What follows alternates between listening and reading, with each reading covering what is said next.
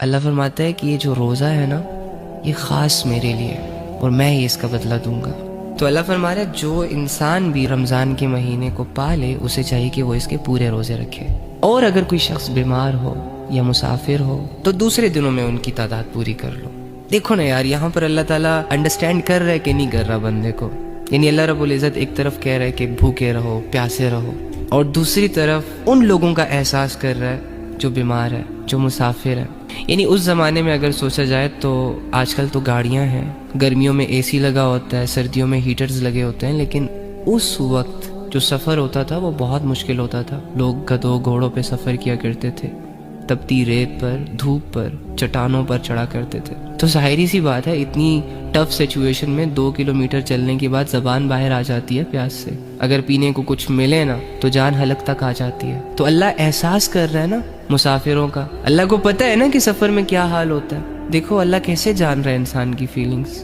تو مسافروں پر روزہ معاف کر دیا کہ اگر کوئی ضروری سفر ہے اٹس اوکے، نو پرابلم، آپ کے پاس آپشن ہے، چاہے تو آپ روزہ اسکپ کر دو، لیکن بعد میں پھر اس کی قضا بھی کرنی ہے رمضان کے بعد، جب تم ایزی ہو جاؤ، جب تم ریلیکس ہو جاؤ۔ اور بیماروں کو بھی دیکھو اللہ تعالیٰ کیسے انڈرسٹینڈ کر رہا ہے کہ بیماری میں انسان بہت کمزور ہو جاتا ہے۔ جنہوں نے بیماریاں گزاری ہیں انہیں پتہ ہوگا، میڈیسن لینی پڑتی ہے، صحت کو مینٹین رکھنے کے لیے ڈائٹ لینی پڑتی ہے۔ تو اللہ تعالیٰ کر رہے ہیں نا انڈرسٹینڈ بندے کو، بندے کی سچویشنز کے مطابق۔ ہمارا رب تو جیتا جاگتا ہے، دیکھتا ہے، سنتا ہے، سمجھتا ہے، ساتھ ہے۔